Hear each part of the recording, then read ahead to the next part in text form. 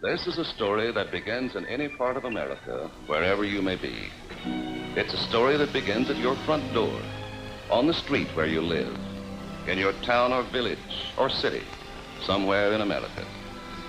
Or say your place called home is a ranch, kind of spread out in the sun's warm blessing, or snuggled close in a soft, snow-white blanket, or a farm whose front yard is a golden field of flowers.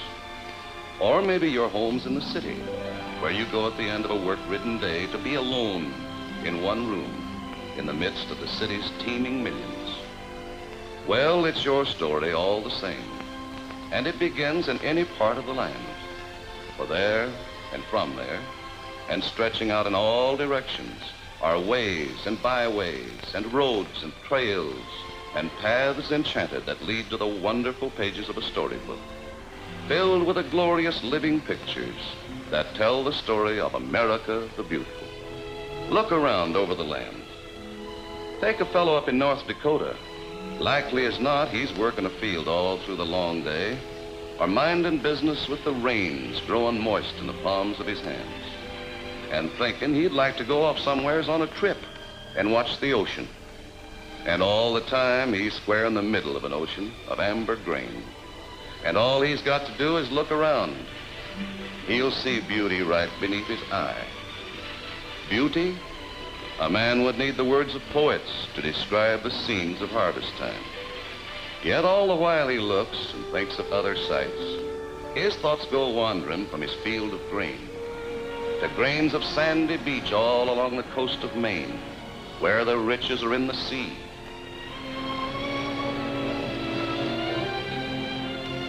And folks here are apt to turn away to think of beauty someplace else and look to the west, to where the tall timber grows. Well, it's just where you're looking at the time. America doesn't mind which direction you favor, north or south, east or west. It doesn't really matter. If you favor the lumber country, there's enough timber to make a person gasp at nature's bounty.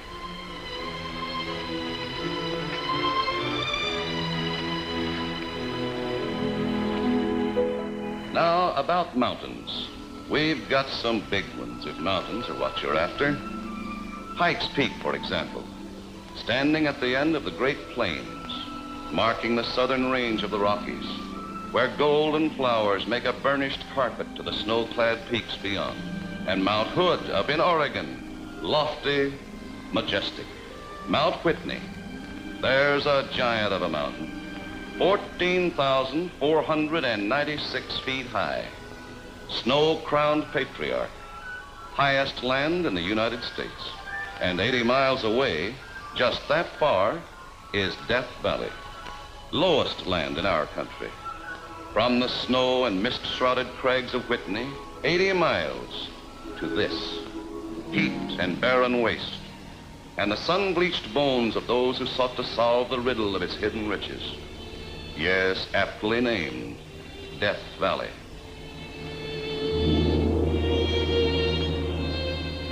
Beautiful America, keep moving across the desert. Follow the wagon ruts of the old pioneer trains. See the endless vistas of tableland. Watch the sun set in the stillness of earth and sky.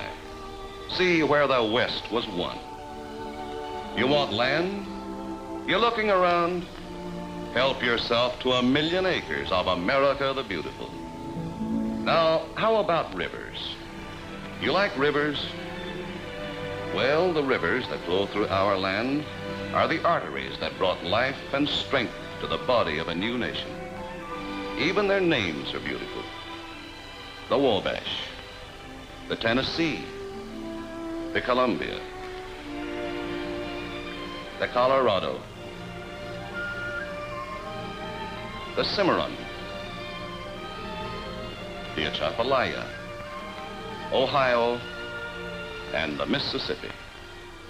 Mark Twain told the stories of our rivers, caught their mood and majesty, their laughter and wisdom, translated the powerful threshing of paddle wheels, the billowing smokestacks, and the resonant whistle into a cadence that thrilled to the meaning of Steamboat Round the Bend. But water, shucks. You got to see our lakes to know how big water is. Up around our northern boundary, we have the Great Lakes: Superior, Michigan, Huron, Erie, and Lake Ontario. Inland oceans. Remember all that wheat? Well, it gets on a boat at the Great Lakes, and iron and copper and lumber, too. 1,000 other things from the earth on boats strung from one end of the 5 Great Lakes to the other.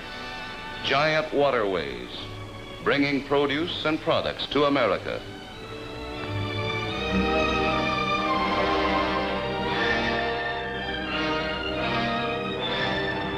But they figure those lakes are not more than a drop in the Pacific Ocean out on the West Coast. A San Francisco booster will tell you they had likely put a bridge over those lakes, like the Bay Bridge here, a highway in the air from San Francisco to Oakland, which leads on down the surf-washed coast and shore in a mighty fine stretch, where a few million sun-kissed people will tell you that this is beautiful America. So it just depends on which way you're looking. Maybe you're looking at a pool in the city and remembering your favorite swimming hole in the country. It makes no difference. Wherever you look, it's still the same beautiful America. An America easily reached by simple country roads, by city highways that are miracles of engineering and design. What next? Well, much of the wealth and beauty that lies within these borders has been pointed out and set aside and labeled for all to enjoy. So we read Powell National Forest, and we go there for a trip or the vacations we used to have. And we thank a nation that has preserved these wonders for us to behold. Scenic attractions unexcelled in fantastic design and brilliant display.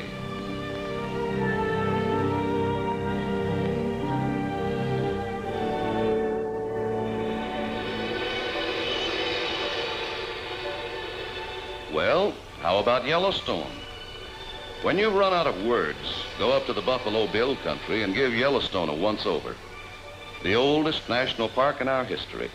What artist can capture the sheer blue loveliness of the morning glory pool? And from this delight of matchless color, captured in the liquid blue below, you find dramatic contrasts as you stand a marvel at this vast mountain-surrounded plateau. High in the Rockies, where rise the head streams of rivers that flow to the Atlantic and the Pacific. A volcanic, lava-laden land, home of geysers, rushing plumes of white waters, born in a turbulent labyrinth far below the surface of the earth, where Old Faithful reigns supreme, the greatest single attraction of all the many wonders to behold. Then there's Sequoia National Park, where the big trees grow. What living thing on earth is older? These giants were standing 3,000 years before the birth of Christ. Behold them, and wonder at what they have seen. Tremendous sentinels, whose mighty trunks have grown massive with the secret of the ages. Patriarchs, older than the pyramids, and the redwood trees that reach in brilliant dignity like columns to support the sky. These trees are also in nearby Yosemite.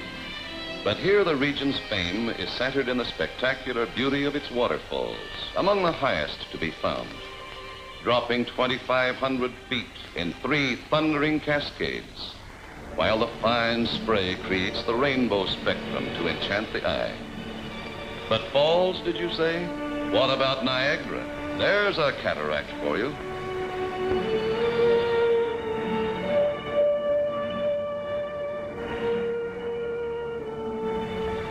But water's grandeur can be matched by stone in Colorado. The Garden of the Gods, cathedrals etched in rock by the architect of ages.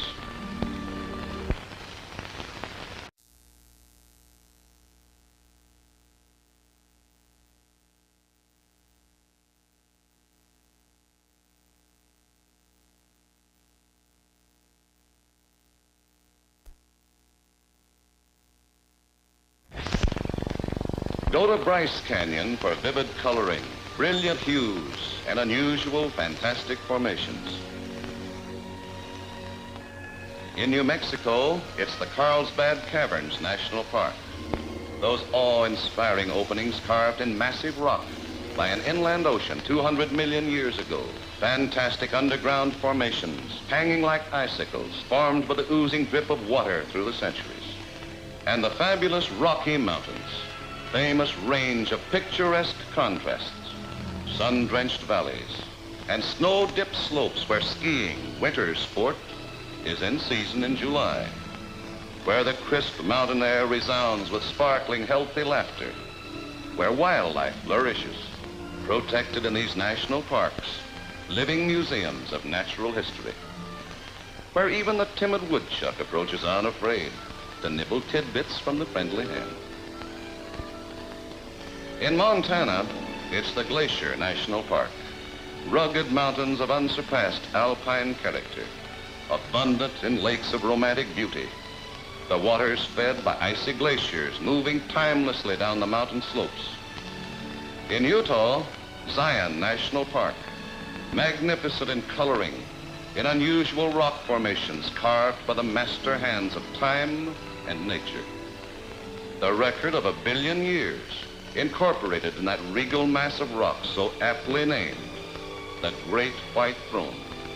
And the Grand Teton National Park in Wyoming, lofty uplift of mountainous grandeur, bold, prominent peaks and sheer precipices capped by perennial snow. Say, you can't see them all. You can't even tell about them, not in this lifetime. America the beautiful goes on and on and on being beautiful.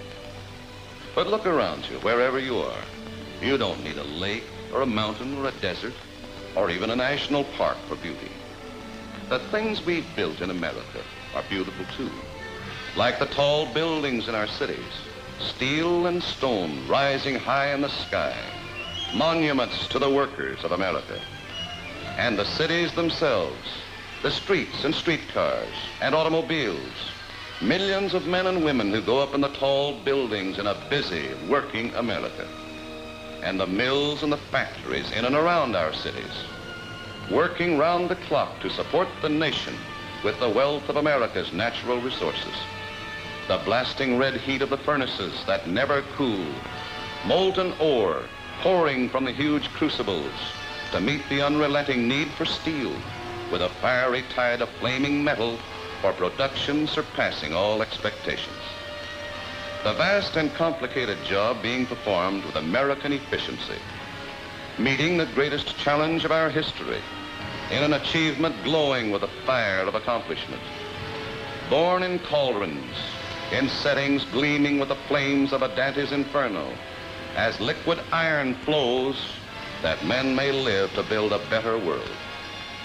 The tremendous energy of America, rolling out of fire and water, giving temper to the metal, pouring out the hissing stream on a never-ending flow of material, unequaled for its quality, unabated in its quantity. The sharp pounding of steel on steel, blended with the rhythm and the clatter of machinery, making more machines, exhaling the cloudy smoke of creation. Production, that's the front line here at home. The men with their know-how and their energy, and the women who have come to work beside the men, are fighting the battle that we all must win to keep America beautiful. Beautiful? What does the word really mean? Well, out in Texas, a rancher thinks his bald-faced steers are mighty pretty. And a rancher over in Montana will challenge you to name a finer sight than a good horse growing up in a good country. Around in Idaho, a flock of grazing sheep makes a scene to delight the eye. In Oregon, they shine up to a crop of big red apples. Yes, the word beautiful has a meaning all its own wherever you may look. And in every part of America, you'll find beautiful defined differently. Well, the dictionary says, having the qualities which constitute beauty. So look around, American. Look at the kids playing baseball. There's quality for you. Think about typical things like hot dogs and going to the movies. American ways and American things to do. American as a rip-roaring rodeo with real cowboys, bucking horses, calf roping. The color and spirit of the old Wild West captured in an arena. Say, ever been to Coney Island? Well, help yourself to a large slice of Americana. Nothing else like it. Shoot the chutes and merry-go-rounds and all the other devices. And 100,000 people like you out to have fun in the world's greatest playground. But all these people, many who have come from other nations, and are now, by the process of our great melting pot and the goddess of liberty, Americans like yourself. All these people must remember that the beauty of America is the quality of its beauty. Our leaders of the past, when that little band of patriots signed the Declaration of Independence, they knew little of the beauties of the continent on which they stood. The Great Lakes, gold in California, oil in Pennsylvania, Detroit, Chicago, the Grand Canyon, never heard of. They never imagined such things or such places. They only knew there were 13 states, and these states needed to be made beautiful. So they gave them liberty. And later, and through the years, as more and more of the land of America was found and settled, men and women kept right on choosing to fight and to die to keep America beautiful. It is so today. The shipyards building along the coast of every ocean and along the shore of every lake that borders America, building more and more fast, powerful, efficient vessels to deliver the goods that fill the needs of our fighting forces. And the factories that produce the aircraft all over the country that work not overtime, but all the time, turning out machines for victory. Like the feared and famous Boeing Superfortress, the B-29, the thundering terror of Tokyo. And on the land, the farmers of America, toiling through every minute of the daylight hours to feed a working, vigorous, aroused fighting nation, a nation whose fertile fields are dedicated to the demands of war, a nation whose busy railroads are geared to meet their increased burdens, whose motor bus transportation carries America's fighting and working manpower, whose freight lines bulge with the volume of mass production. This is the answer of the people of 48 free states to those who would destroy the beauty of America, and a pledge to those who would die for it. We fight no war of conquest. As in the days of our early liberty, we fight for the preservation of principles that made life beautiful.